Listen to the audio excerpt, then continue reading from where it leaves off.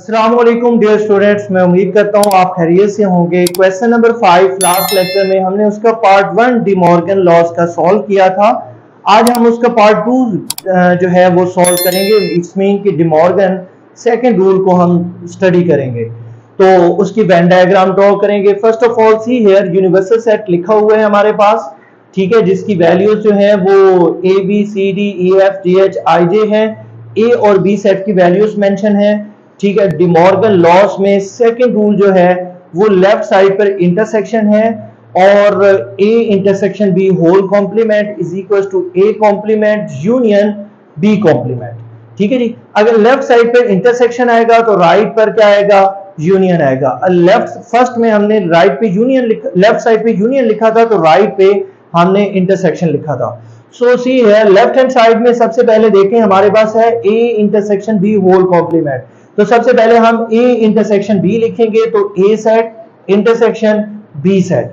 अब इंटरसेक्शन में ये होता है, once again telling you, intersection में दोनों सेट में जो एलिमेंट्स मौजूद हों, जो दोनों तरफ हो, जो कॉमन हो, उनको हम लिखेंगे।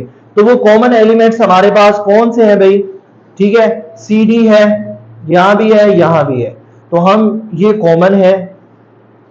उसके बाद हमारे पास जो है कोई भी एलिमेंट कॉमन नहीं है, ठीक है। फिर इसके बाद जो है हमने जब भी किसी सेट का जो है कॉम्प्लीमेंट लेना हो, A intersection B whole complement, तो किसी भी सेट का कॉम्प्लीमेंट लेना होगा उसको यूनिवर्सल सेट से उसका डिफरेंस लेंगे, तो यू माइनस दैट सेट। तो हमारे पास यू सेट की वैल्यूज लिखी हुई हैं, ए इंटरसेक्शन बी की मैं वैल्यूज यहां लिख रहा हूं सी डी। तो आप देखें कि मेरे पास जो फाइनल आंसर आएगा फर्स्ट सेट के वो एलिमेंट जो सेकंड में ना हो, ए इधर है नहीं है यहां पर, तो ए आ जाएगा, बी आ जाएगा, बी भी यहां नहीं है, सी इधर भी है इधर भी है, नहीं आ सकता, नहीं आ सकता, ई आ जाएगा, एफ जी एच और आई जे। ये हमारे पास लेफ्ट हैंड साइड हमने इसको सॉल्व किया है। अब हम एक बनाएंगे वेन डायग्राम। यहां पर वेन डायग्राम जो है वो क्या है, जॉन वेन एक मैथमेटिशियन है, उन्होंने कहा है कि रेक्टेंगल बनानी है वेन डायग्राम के लिए, तो उसको हमने यूनिवर्सल सेट करना होता है उस रेक्टेंगल को। ये यूनिवर्सल सेट है, मतलब सारे भी सेट्स के एलिमेंट्स इसमें मौजूद होंगे जो इस क्वेश्चन के होंगे, और जो सेट सब सेट्स हैं उनको हमने किस में बनाना होता है, सर्कल में बनाना होता है, ठीक है। अगर ये सेट्स में कुछ एलिमेंट्स कॉमन हैं तो फिर जस्ट ओवरलैपिंग होगी, और कोई एलिमेंट कॉमन नहीं है तो डिसजॉइंट सेट्स होंगे, वो अलग अलग बनेंगे, सर्कल बिल्कुल करीब करीब नहीं होंगे, करीब होंगे मतलब डिस्टेंस दरमियान में स्पेस होगी। और थर्ड, अगर एक सेट जो है दूसरे का सबसेट है, सारे एलिमेंट्स एक सेट के दूसरे में मौजूद है, तो वो उस सेट के अंदर बनेगा, ठीक है जी, बिल्कुल उस सेट के अंदर बन जाएगा इस तरह से। तो लाइक हियर यहां पर दोनों सेट्स के एलिमेंट कुछ डिफरेंट हैं कुछ कॉमन है, तो ओवरलैपिंग होगी। इस तरह से ए सेट है, ये मेरे पास बी सेट है, ए सेट के एलिमेंट्स हैं ए बी और सी डी जी एच। आप कहेंगे सर सी डी को यहां क्यों लिखा है, क्योंकि सी डी बेटा इधर भी ए में भी आ रहा है और बी में भी आ रहा है, तो वो ओवरलैपिंग एरिया में आ जाएगा। तो बी सेट के एलिमेंट सी डी, ये देखें सी डी आ गया, ई एफ और जे आ गया। अब हमने देखना है फर्स्ट ऑपरेशन में हमने क्या किया, सी डी फर्स्ट ऑपरेशन जो था हमने वो क्या फाइंड किया, ए इंटरसेक्शन बी फाइंड किया है, तो हम इसको हॉरिजॉन्टल लाइन से शेड कर देते हैं। हमने इसको हॉरिजॉन्टल लाइन से शेड कर दिया है, किसको, इंटरसेक्शन को। सेकंड स्टेप में हमारे पास ये वैल्यूज हैं जो कि इंटरसेक्शन के अलावा है, A B E F G H और यू सेट में अगर देखें, यू सेट के एलिमेंट जो ए बी में नहीं है वो कौन सा है, आई है, जो कि इससे बाहर होगा, ए बी से बाहर होगा, क्योंकि वो ए बी में मौजूद नहीं है लेकिन यू में मौजूद है, तो वो मैंने बाहर लिख दिया। यहां लिखें लेकिन ए बी से बाहर लिखें। अब बाकी को हमने शेड करना है, क्योंकि आंसर में जितनी वैल्यूज आ रही हैं उनको शेड करना है, तो इसके लिए मैं वर्टिकल लाइंस यूज करूंगा।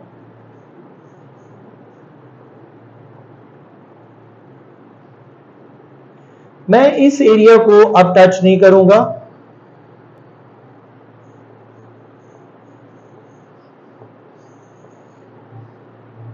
तो जो वर्टिकल लाइन एरिया है that shows A intersection B whole complement.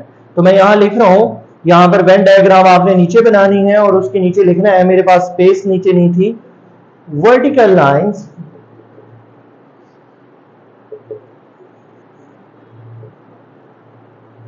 shows A intersection B whole complement। Okay students, अब हम राइट हैंड साइड पे जाते हैं और राइट हैंड साइड में हमारे पास क्या है, A complement union B complement. तो हम सबसे पहले A कॉम्प्लीमेंट और B कॉम्प्लीमेंट फाइंड करेंगे। A कॉम्प्लीमेंट मैंने पहले बता चुका हूं कि किसी भी सेट का कॉम्प्लीमेंट फाइंड करना है तो उसको U से माइनस करना है, U माइनस A, उसका U के साथ डिफरेंस लेना है। तो U सेट की वैल्यू यूनिवर्सल सेट की वैल्यूज हैं, ये A सेट की वैल्यूज हैं, वो लिखनी है।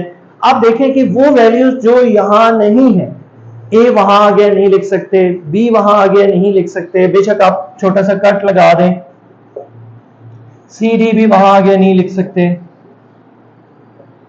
ठीक है। E यहां है वहां नहीं है तो E आ जाएगा, F आ जाएगा, और G यहां भी है, यहां भी है, H यहां भी है, यहां भी है, नहीं लिख सकते, I J यहां है वहां नहीं है तो वो लिखेंगे हम। ओके जी, फर्स्ट सेट के वो एलिमेंट जो सेकंड में ना हो, तो वो हमारे पास A कॉम्प्लीमेंट आ गया। फिर हमने B कॉम्प्लीमेंट किस तरह से फाइंड किया, U माइनस B।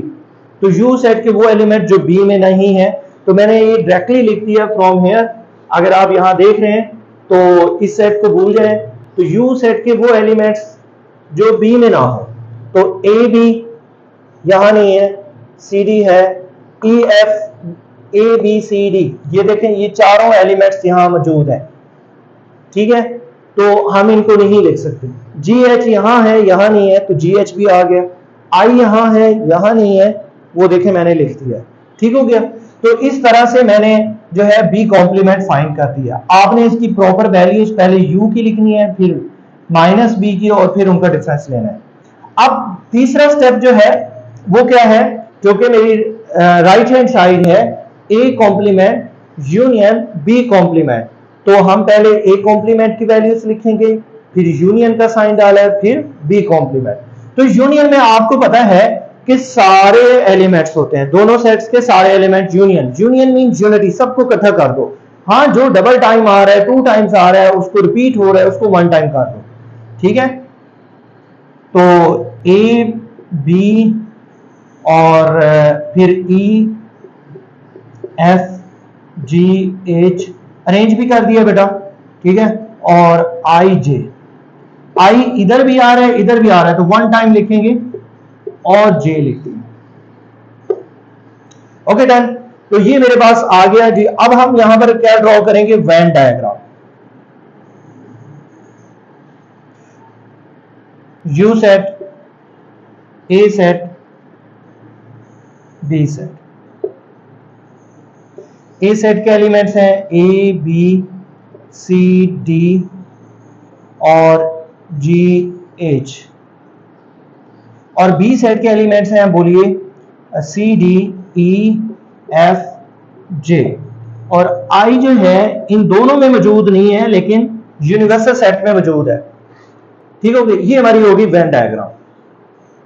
अब देखो बेटा, हमने सबसे पहले क्या फाइंड करना है, A कॉम्प्लीमेंट। A कॉम्प्लीमेंट का मतलब है A वाली वैल्यूज के अलावा सबको शेड कर देना है, U की सारी वो वैल्यूज जो A के अलावा हैं वो सारी। तो हमने ये देखें, मैं A की बॉडी से आगे की तरफ शेड कर रहा हूं, क्योंकि देखें E जो है वो B में भी मौजूद है और U में भी मौजूद है। E की वैल्यू U में भी है और B में भी है, लेकिन A में नहीं है। तो हम ये सारी वैल्यूज क्या कर रहे हैं, शेड कर रहे हैं।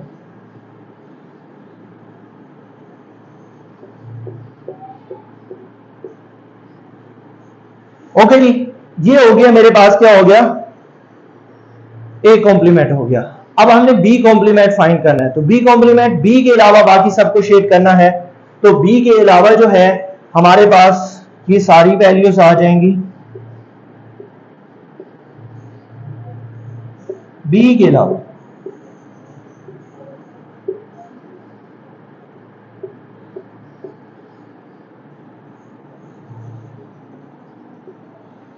ठीक है जी, तो बी में कौन सी वैल्यूज हैं? E F C D E F J. तो अगर बी कॉम्प्लीमेंट की वैल्यूज देखें, ठीक है, तो ए शेड हो रहा है, बी हो रहा है, जी एच हो रहा है और आई हो रहा है। तो ये सारी शेड हो गई हैं। ठीक है, अब हमारे पास क्या आंसर आया? तीसरा स्टेप जो है, तीसरे स्टेप में यहां पर यूनियन है। तो यूनियन का मतलब ये होता है कि सारी वैल्यूज, यूनियन का A complement, union B complement और इनका यूनियन लेना है। तो यूनियन का मतलब क्या है? मैंने फाइंड कर चुके हैं कि सारी वैल्यूज जिसमें हमारे पास क्या आ रहा है? ए बी और फिर यहां पर सी डी नहीं है, बाकी सब हैं। ई एफ, ये देखें, ई एफ जी एच।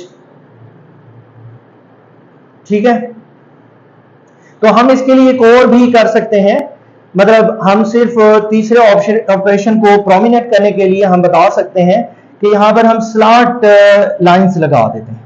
क्या लगा देते हैं?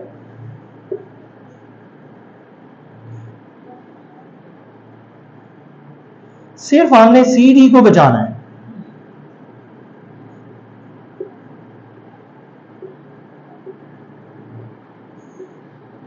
तो जहां जहां हमारी स्लॉट लाइंस लगी हैं, थोड़ी टिल्टेड लाइन लगी हैं, वो हमारा कौन सा रीजन है? A union B, A complement union B complement.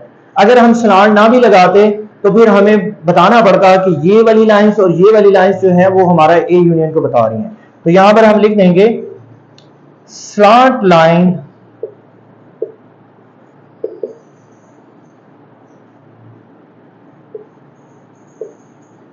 region shows A complement union B complement। ठीक है जी, तो अब मेरे ख्याल में क्लियर होगा और किसी किस्म की कोई एम्बिग्युइटी नहीं होगी। और वेन डायग्राम के अकॉर्डिंग कोई भी क्वेश्चन होगा तो आप पूछ सकते हैं। Thank you, Allah Hafiz.